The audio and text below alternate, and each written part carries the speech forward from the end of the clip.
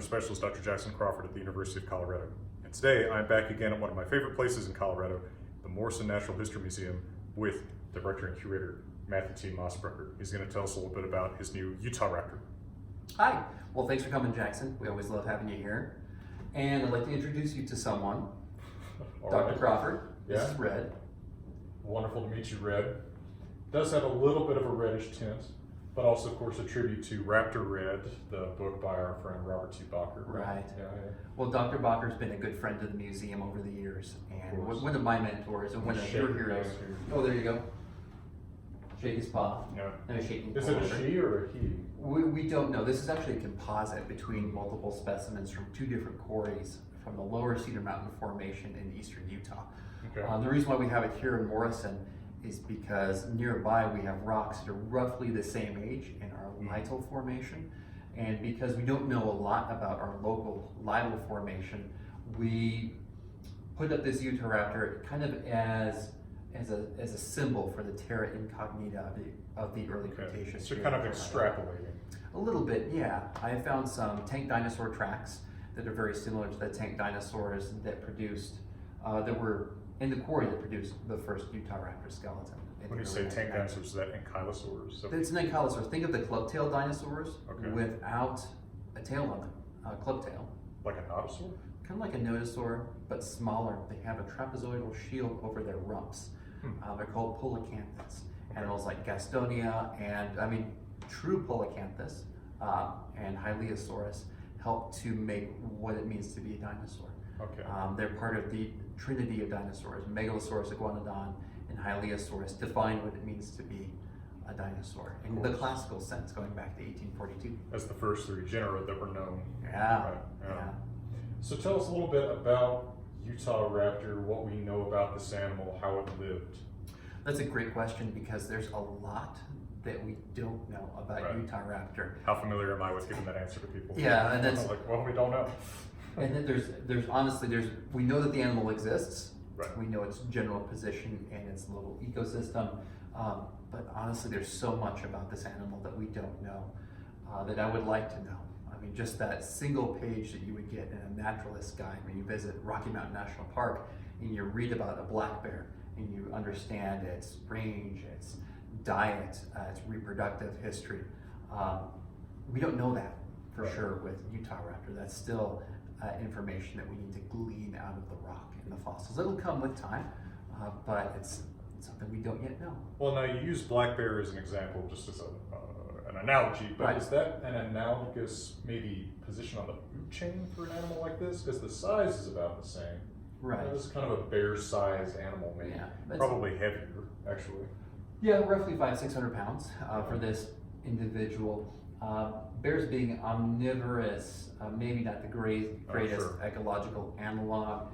An animal like Utahraptor is a hypercarnivore. This is an animal, if you look at its teeth here, these are well suited, well adapted for eating meat and nothing but, unlike black bear teeth, which are a little bit more multi-purpose. A wolf? What are we maybe analogizing?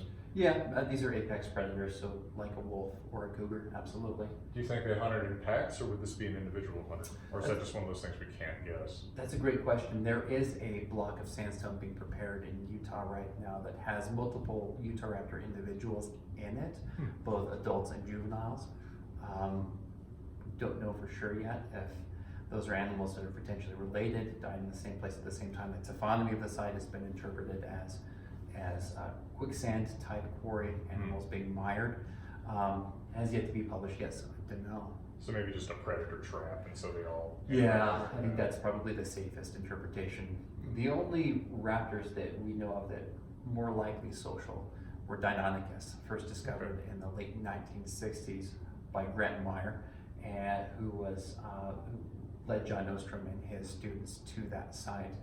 And with those raptors, they did find a large herbivorous dinosaur called Tenontosaurus with 3 Deinonychus below the crushed skeleton, and then a multitude of shed teeth around the carcass, indicating that there was a group of Deinonychus feeding upon that carcass. What's interesting about dinosaurs when I mentioned shed teeth is that the teeth that you see in these jaws right now are deciduous. They're meant to be lost.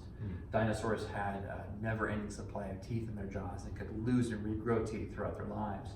And when we're digging, it's not uncommon to find teeth that were lost in the process of feeding around whatever they were feeding upon. I see, right. So you can begin to reconstruct that Cretaceous food web.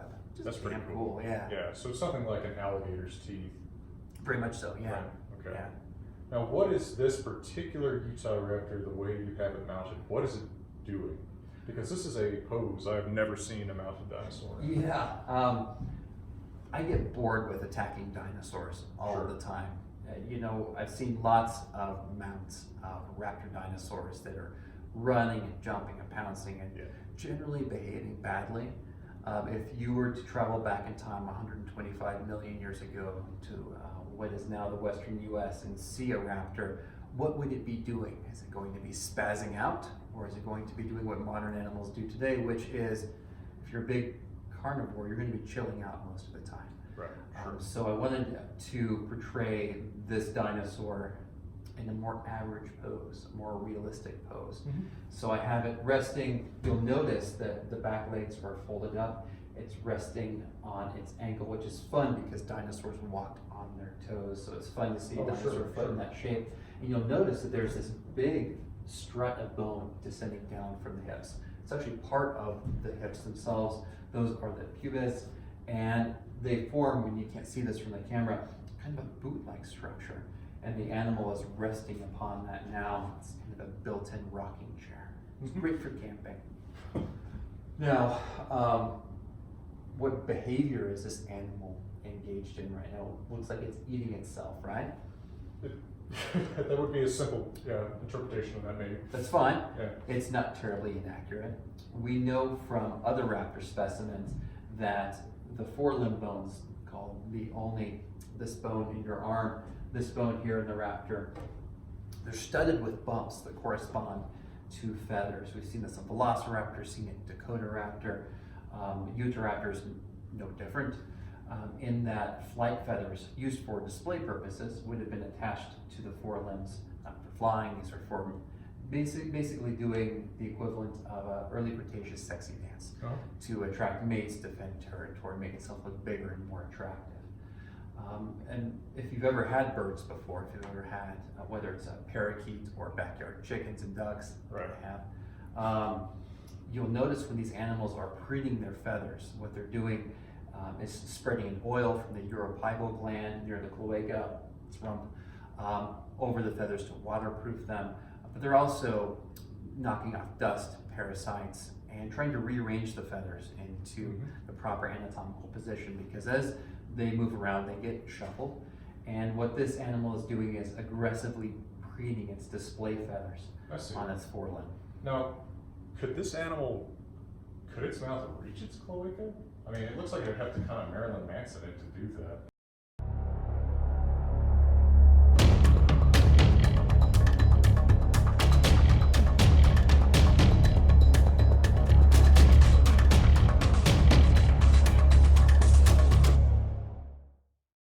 It's going to have to probably roll over onto its side. It might be able to do that. The back in this animal is fairly stiff, but it doesn't look that snaky to me. Yeah, who knows how prodigious the uropygal gland would have been, and how much material it would have put out, or if it would have dropped some of that material on the ground and then been able to roll on it and spread it out. So I think that even though this hasn't been studied, I would suspect that the development of display feathers and the uropygal gland would probably evolve at about the same time to maintain the integrity of these structures. Right. Do we have? We think a lot about dinosaur butts and excretion here at the Morrison Museum. So come visit if you want to talk about what came out of a dinosaur. We're quite knowledgeable in the things we make up. I noticed in the display for the Gem and Mineral show that you and your team were putting together, you had some coprolites. We did. Yeah. We do. It's because most of what you see at Gem and Mineral shows when you go down to buy yourself a souvenir of dinosaur poop is not dinosaur poop. Right. It's usually just agate. Right. Most dinosaur poop does not look like that. You can determine what it is, not necessarily based upon the shape, but the constituent structures in the rock. As a carnivore, you'll tend to find small shards of bone that are Makes sense, concentrated and quite angular. And the same thing with plant material too. If you've ever walked through a pasture where horses or cattle are present and you look at the decomposing manure, Yeah. see the small fibers within the matrix of the dung itself, you see that actually expressed in the fossils as well. Right, makes sense. Yeah, so there's probably an overdiagnosis of coprolites from the Mesozoic. Very much so. I think a lot of it is people see a piece of agate that has red and blue and green and just a variety of rainbow swirls. And it looks pretty, and it is pretty, but it's not shit. Right. Now, can you sell me some fossil water when you sell me that fake coprolite too? Fossil water. So when Jackson and I were kids, we would both come to this museum, and back, how old are we now? Talk about it. People. Yeah. I'm from the Jurassic, personally. Yeah. Well, we had a tiny gift shop that consisted of 2 cabinets, sweatshirts and t-shirts, some homemade fossil casts, and little fossil water siphoned off from oil deposits that were bottled with a cool little package. I had some as a kid. It was one of my favorite things. I didn't understand then why it was fossil water, but that was the best thing I think we had in the gift shop. A little weird. It tasted funny. I mean, it's water.